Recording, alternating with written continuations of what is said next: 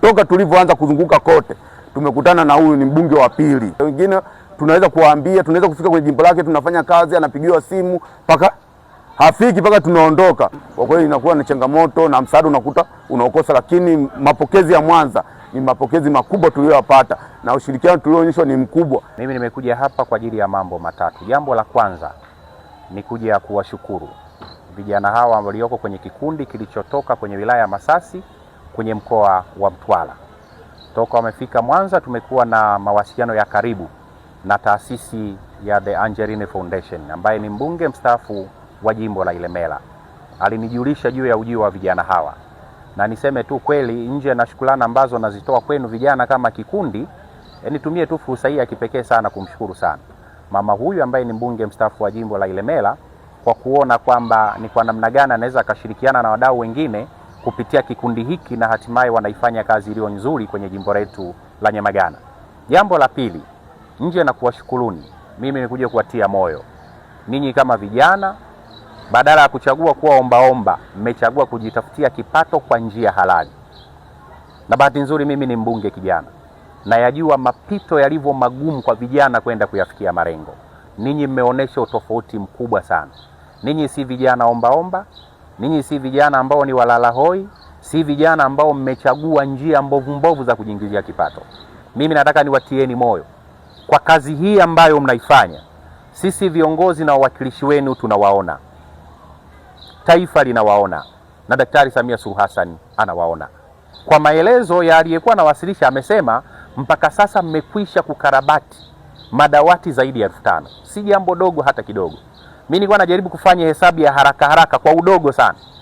Ukisema ufanye calculation ya kila dawati moja hapa, toka kwenye 70,000 lipeleka hata kwenye shilingi 40,000 peke yake, mpaka sasa mmeshaokoa zaidi ya milioni 200, fedha ambazo pengine serikali ya Daktari Samia ingepaswa kuzileta hapa.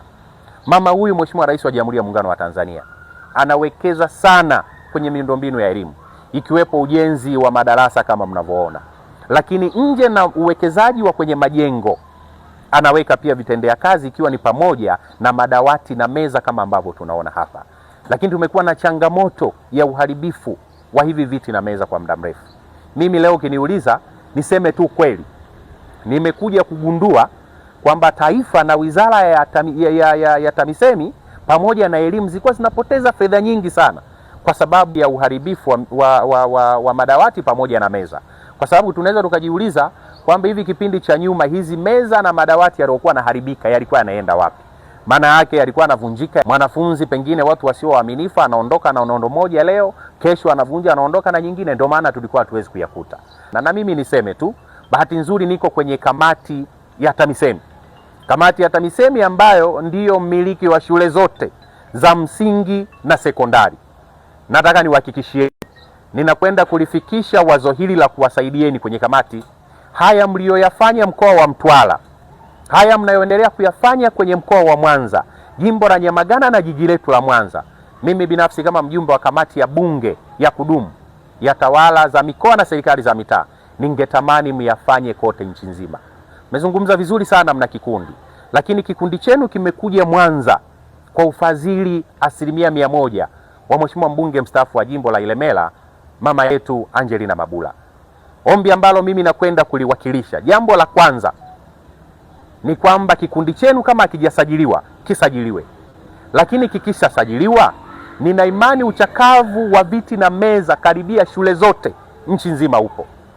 Mkishasajiliwa mkawa kikundi au kampuni, basi kupitia TAMISEMI walau mpewe hiyo tenda, kwa sababu tayari mmeshaonesha jitihada ya kwamba mnaiweza hii kazi kwa kujitolea. Kwa hiyo mtakaposajiliwa kama kikundi au mkisajiliwa kama kampuni, maana yake mtaji wa kwanza serikali itakayowapa ni kuhakikisha inawapa kazi ya tenda ya kufanya ukarabati wa madawati haya.